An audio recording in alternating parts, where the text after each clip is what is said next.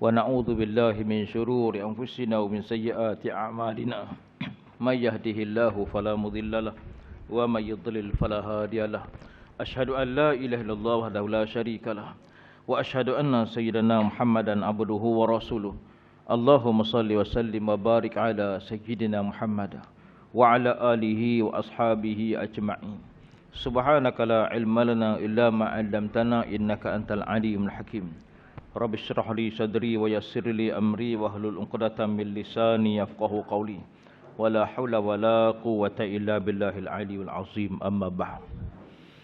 Tuan-tuan puan-puan muslimin muslimat mukminin mukminat rahimakumullah. Kita terus sambung dalam pelajaran kita pada pagi ini. Kita masih bicara dalam kitab Al-Bahrul Mazi bab yang pertama tentang taharah. Tuan-tuan puan-puan rahimakumullah, ada orang duk sebut juga kita ni asyik bila start mengaji taharah. Bila start mengaji taharah. Bila malam-malam bila waktu subuh kata saya pergi lah ni duk balik mengaji tentang gosok gigi. Lepas tu tentang bersuci. Lepas tu tentang air. Tuan-tuan puan-puan rahimakumullah, ada orang menganggap bahawa itu pelajaran leceh, pelajaran ceroi. Dia kata kita tak payah nak bercerita benda-benda yang ni. Kita nak kena cerita hal lebih besar lagi tu. Kita nak cerita tentang nak bina negara-negara Islam. Kita nak bina macam nak mencari macam mana apa tu perjuangan kita, perjuangan menegakkan agama Allah. Orang duk sebut lagi tu lah.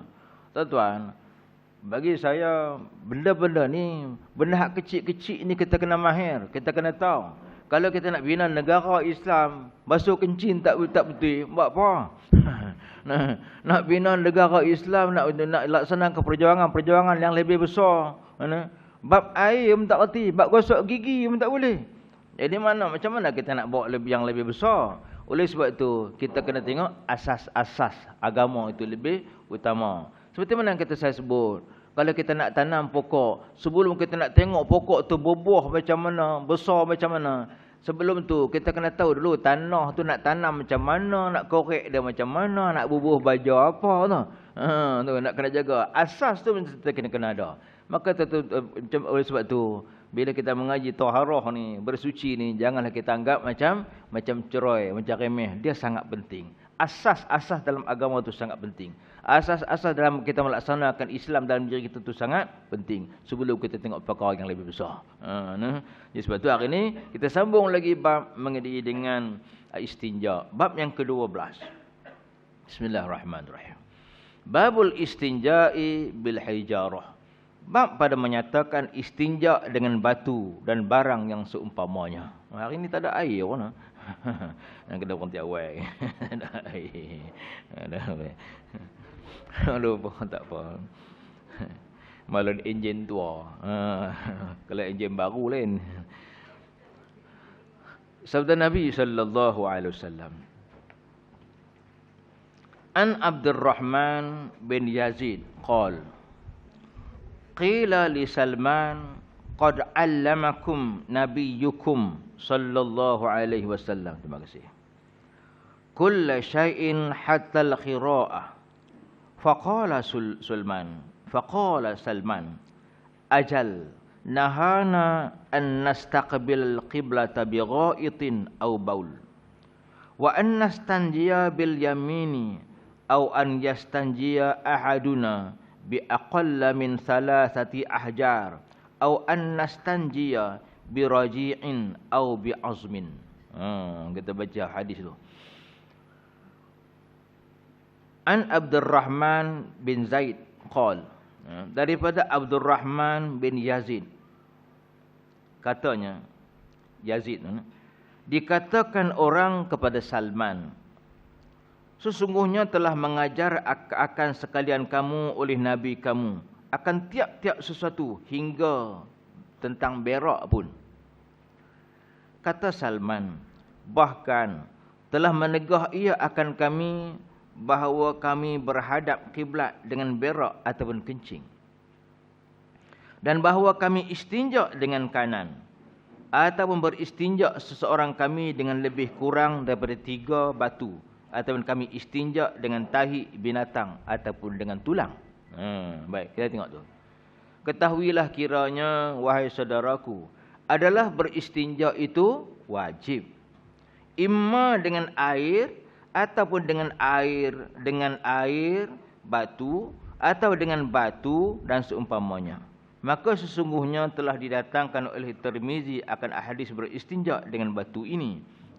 Baik. Hari itu kita dah sebut mengenai dengan istinja, beristinja. Bahawa beristinja itu hukumnya wajib. Beristinja ni apa dah? Beristinja ini ialah bersuci selepas kencing dan berak. Itu dia katakan istinja tu. Maka dia kata istinja itu ialah wajib. Dia kata wajib ke tak wajib ke, takkan tak basuh kot ustaz. Dia kata, ada orang kata begitu kan. Wajib ke tak wajib ke, takkan tak basuh kot. Bismillah.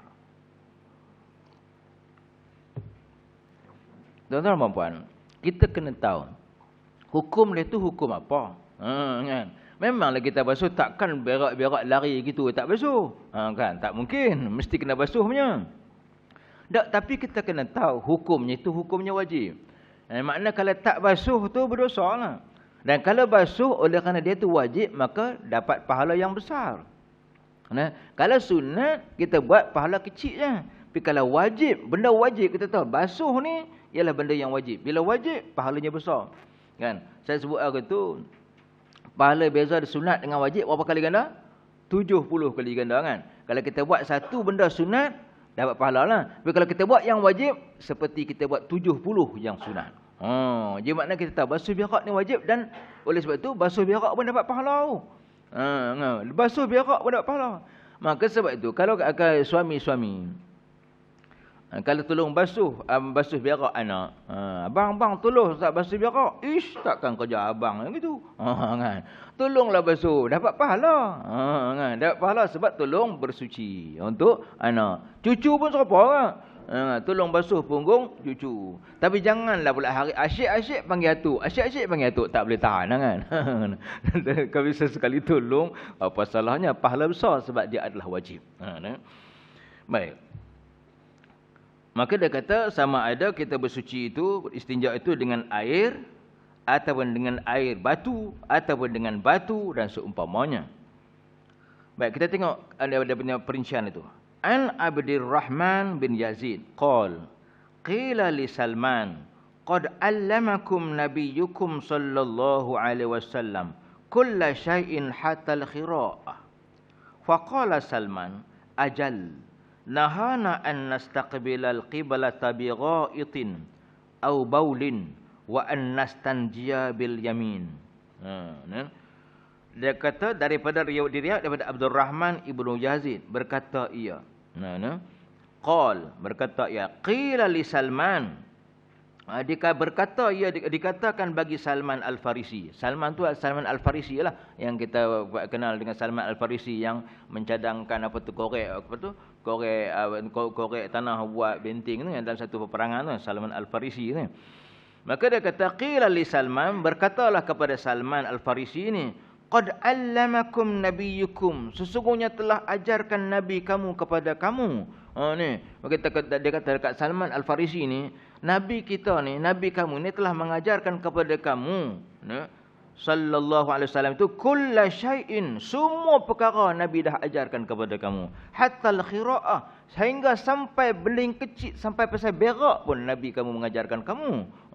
Dia kata dekat Salman sebab yang berkata ni Abdurrahman bin Yazid. Abdurrahman bin Yazid ni siapa dia? Abdurrahman bin Yazid ni seorang tabi'in. Bila disebut tabi'in ni, dia tak pernah jumpa dengan Nabi. Dia tak pernah jumpa dengan Nabi. Sahabat dia ada jumpa dengan Nabi. Sahabat ni siapa? Ni Salman tu lah. Salman sahabat. Tapi Abdurrahman bin Yazid ni dia seorang tabi'in. Seorang tabi'in dia tak pernah jumpa Nabi, dia hanya berjumpa dengan sahabat. Dia sempat jumpa dengan sahabatnya. Sebab Nabi dah wafat, dia baru dia baru lahir atau dia baru kenal dengan Islam ni, maka dia baru berjumpa dengan sahabat. Lepas tu dia kata ni bahawa kamu telah diajarkan oleh Nabi tentang semua perkara, wahai Salman, sampai hal berak pun kamu diajar. Faqala Salman, maka berkatalah Salman, ajal. Bahkan betul, semua Nabi ajar, semua sampai hal berak pun dia ajar. nahana an nastaqbila.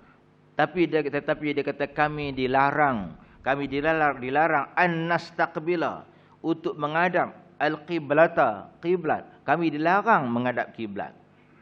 Biraitin au baulin, ketika berak ataupun ketika kencing. Wa an nastanji, dan juga kami ini dilarang untuk bil yamin, beristinja dengan menggunakan tangan kanan. Kan? Tu. Jadi maknanya nak beritahu bahawa Nabi melarang benda-benda ni lah.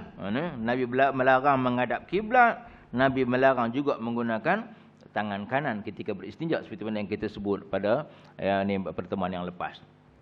Kita tengok lagi. Atau istinja salah seorang daripada kami dengan dibawa ke bawah kurang daripada 3 anak batu.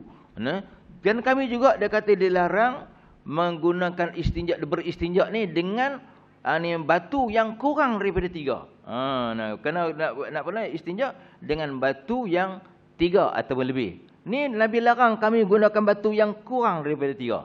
2 saja. Batu 1 saja tak cukup. Yang hak wajibnya mesti cukup 3 lah.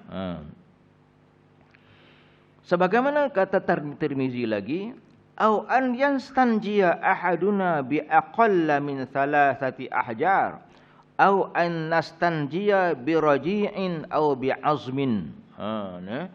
Ataupun dia kata beristinja seseorang daripada kami dengan sekurang-kurang daripada 3 batu, kurang pada 3 batu, ataupun kami beristinja dengan ketui tai binatang kering ataupun tulang. Enggak tu, Jadi maknanya pertama sekali nak sebut pada kita, bila kita lepas buang air atau buang air atau kencing berak lah senang kita kata. Selepas kita kencing, kita berak, kita kena beristinja, wajib beristinja. Sama ada menggunakan air pun tak apa, ataupun dengan menggunakan benda-benda kesat. Kalau menggunakan air, tak apalah, gunakanlah air apa pun. Seperti mana kita tahulah kan. Tapi mestilah air itu air bersih, air mutlak. Mana air mineral ke, air telaga ke, tak kisahlah. Air batu yang cair itu pun tak apalah. Tapi dan begitu juga pilihan kita boleh menggunakan batu atau benda-benda yang kesat. Jadi maknanya batu menggunakan kesat ni, adakah semestinya waktu tak ada air saja kita gunakan benda kesat? Kan? Tak ada guna air, tak ada air baru kita guna kesat. Tapi sebenarnya dalam hadis ini disebutkan bahawa boleh pilih. Kita nak guna air, silakan. Nak guna benda-benda kesat, silakan. Habis tu kita kata, habis tu hak Cina pakai selap dengan tisu tu betul cara apa? Betul tu. Jadi maknanya siapa yang nak selap saja boleh. Tapi biasalah kita sejak berkecil guna air. Kalau guna dengan tisu tu rasa macam nak tak selesa lah, nak jumpa orang pun rasa segan, mesti baunya. Tapi sebenarnya dalam syarak menetapkan bahawa kita boleh pilih. Guna air saja pun tak apa. Nak guna batu saja dengan atau benda-benda kesat pun tak apa. Tapi dia kata yang penting dalam hadis ini disebutkan kepada kita, yang dilarang oleh Nabi ialah kita beristinja itu dengan menggunakan dilarang menggunakan ketui tai binatang kering ataupun tulang. Yang lain daripada itu tak apa. Baik, kita tengok perbahasan nanti. Kata Abu Isa, bermula hadis Salman ini hadis hasan lagi sahih. Hadis sahih ni. Baik. Masalah istinja dengan batu dan hukumnya. Kata Abu Isa At-Tirmizi, dan ialah istinja dengan batu seperti dalam hadis yang sebelum ini, itu perkataan kebanyakan ahli ilmu daripada sahabat Nabi sallallahu alaihi wasallam, dan mereka yang kemudian daripadanya memikir mereka itu akan bahawasanya istinja dengan batu itu memadai, dan jika tiada istinja dengan air sekalipun, apabila mensuci ia akan bekas berak dan kencing. Jadi maknanya kalau kita gunakan batu pun sudah mencukupi. Menggunakan benda-benda kesat pun sudah mencukupi. Dan dengan dialah berkata As-Sauri, Ibnu Al-Mubarak, termasuk Imam Asy-Syafi'i, iaitu mazhab kita lah, mazhab Syafi'i, dan juga Imam Ahmad Ibnu Hanbal. Imam Hanbali pun juga menyebutkan perkataan macam tu. Jadi maknanya bolehlah Dalam mazhab Syafi'i kita, kalau siapa-siapa nak tak mau pakai air lah, bubuh tisu dalam rumah.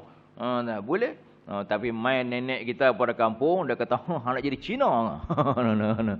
Bubuh tisu kan. Nak jadi Cina ke? Esok tu dia berkata apa, tak berak, tak basuh dan sebagainya. Kan? Tapi dari segi hukum, boleh lah. Cuma kita geli, kita rasa tak biasa. Kan? Tapi boleh je. Ya, bismillah.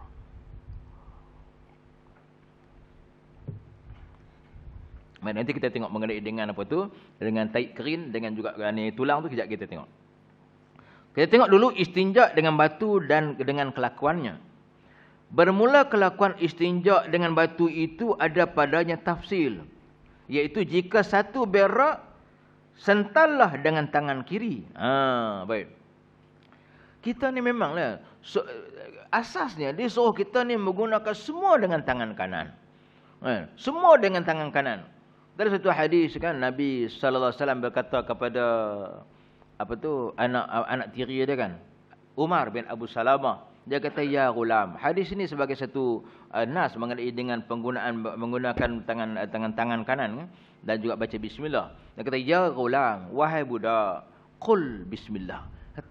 Katakanlah bismillah. Wa kul biyaminik, makanlah dengan tangan kanan. Dan dia kata, wakul mimma yalik, makanlah dengan yang lebih dekat dengan kamu. Malah dia kata qul bismillah, itu yang ulama pertikai kan. Bila dia kata qul bismillah tu, nak makan tu kena kata bismillah saja. Walaupun di sana berbeza pendapat ulama. Oleh kerana Nabi kata qul bismillah, Nabi tak kata qul bismillahirrahmanirrahim. Nabi kata qul bismillah, ucaplah kamu olehmu bismillah. Jadi makna ulama-ulama berpendapat bahawa bila nak makan baca bismillah saja.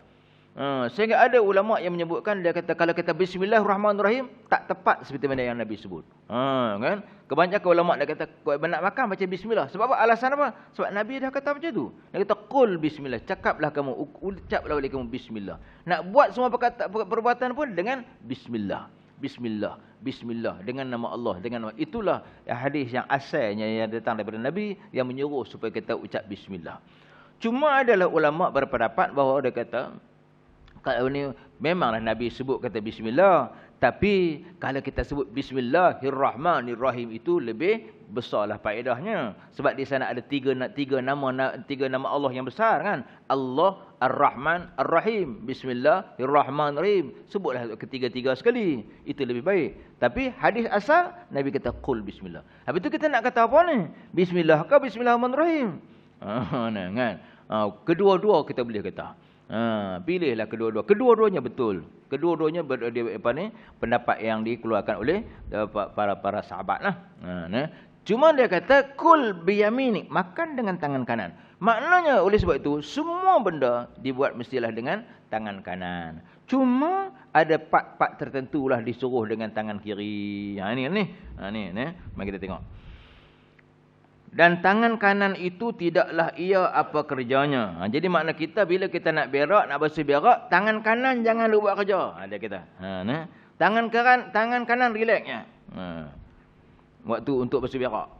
Dan jika kencing, maka di sinilah hendak berjaga-jaga. Bila kencing susah sikit. Orang perempuan tak susah, orang lelaki-lelaki susah. Kerana apabila engkau pegang zakar dengan tangan kiri, kan? Orang perempuan dah tak ada masalah. Dia tak ada zakar. Ni orang lelaki-lelaki, dia ada zakar. Payah kan? Zakar dia bergoyang-goyang, susah. Kerana apabila engkau pegang zakar, kalau tak pegang boleh. Kalau tak pegang, macam mana dia bergoyang? Kan? Boleh kalau kita ikat. Tu kan? Tapi dah tu dia bergoyang kan? Maka dia kata, maka kerana apabila engkau pegang zakar dengan tangan kiri, kalau kita pegang dia dan menyental dengan tangan kanan, sudahlah kamu masuk di dalam tegahan.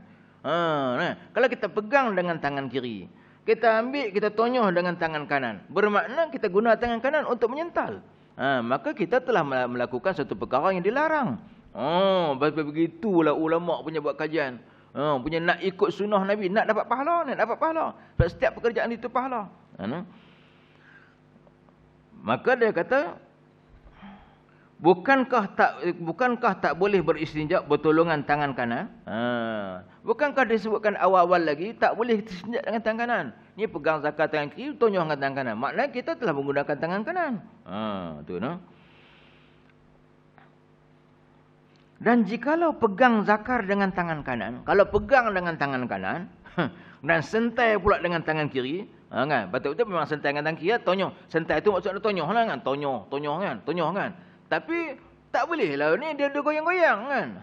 Kena pegang juga. Kalau pegang dengan tangan kanan dan sental dengan tangan kiri, maka yang demikian lebih zahir melanggar sabda Nabi yang melarang demikian. Itu sah-sah lah. Lagilah dilarang. Kan Nabi kata tak boleh kita nak pegang kemaluan dengan tangan kanan. Tak boleh kita basuh dengan tangan kanan dan pegang dengan tangan kanan. Tak boleh juga.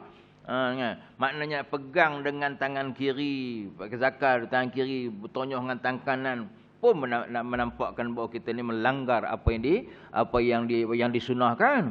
Atau kita terbalikkan, ini kita pegang, ini kita sentai, pun dilarang juga. Itu susah juga. Ya.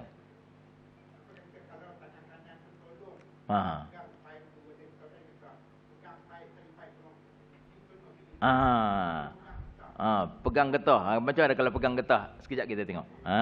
Sekejap kita tengok. Di hujung tu ada. Boleh tak kita pegang getah, kita pencut? Baik. Nanti kita tengok. Ingat, kalau saya lupa kan peringat balik. Maka ingat-ingat jalan lepas daripada dua kelakuan yang dilarang itu dan hendaklah memperbuatkan begini. Baik-baik. Dia kata, ingat. Kita buat macam ni. Dia kata, apa kita nak buat? Bila sudah kencing, letakkan batu di atas tanah. Ini kalau kita nak istinja dengan batu lah.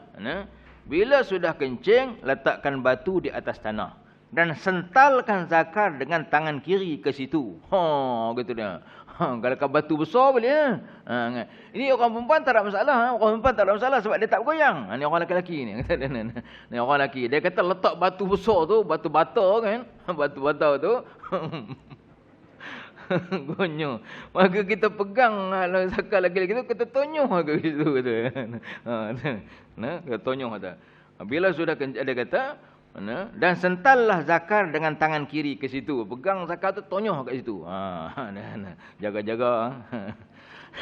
Dan jikalau tak boleh diletakkan batu kerana berdiri ataupun batunya kecil, kalau kita waktu tu tak boleh nak duduk, tempat sampah tempat saya berdiri, macam mana?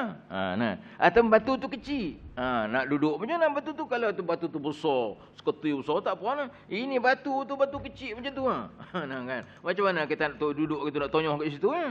Tu. Maka dia kata, maka pada waktu itu bolehlah bertolong dengan tangan kanan kerana uzur. Last choice. Tak ada pilihan dah. Tak boleh dah buat dah. Maka bolehlah.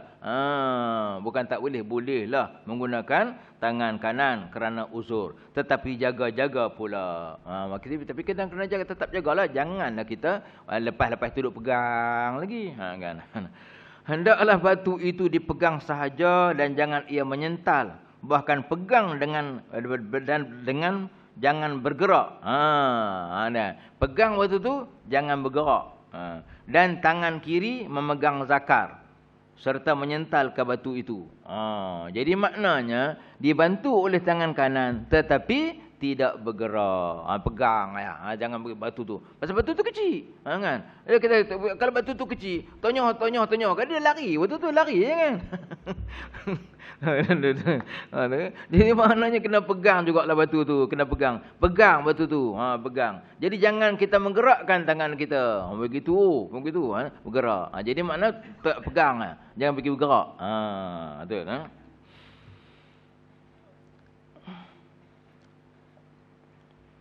Maka jangan bergerak dengan tangan kiri memegang zakar serta menyental ke batu itu. Maka jadilah kelakuan ini seperti kita membasuh kencing.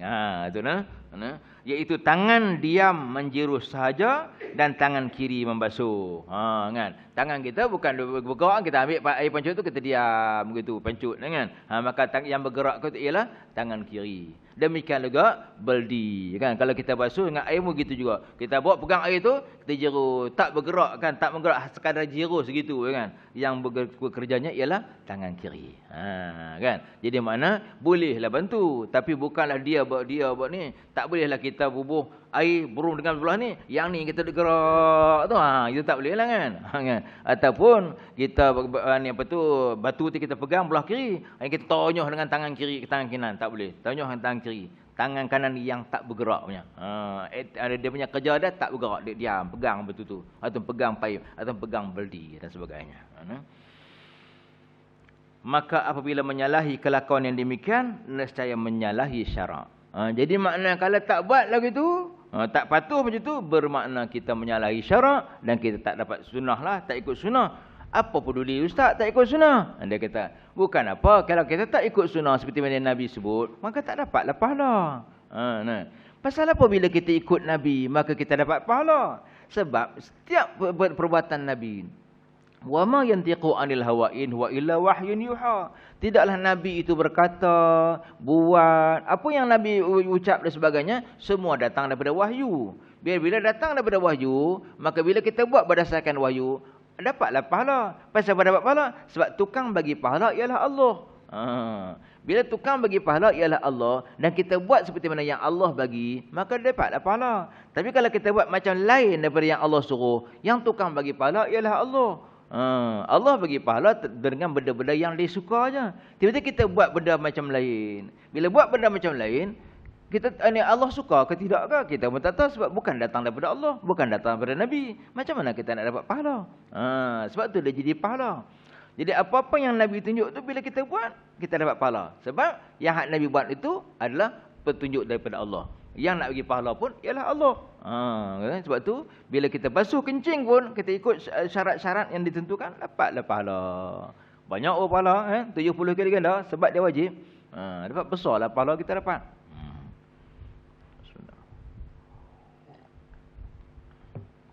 Baik. Masalah istinja dengan 3 batu. Apabila kita ingat hadis di dalam masalah 87 yang lepas, tahulah kita akan itulah nas yang soreh, yang jelas. Lagi sahih pada bahawasanya menyempurnakan 3 kali sental itu wajib, yang tak dapat tiada daripadanya. Maka kalau kita tonyoh dengan batu, 3 batu mesti. Atau batu yang besar yang kita ambil 3 sudut. Dan bermula masalah ini ada padanya bersalah-salahan ulama. Maka bermula mazhab kita Syafi'i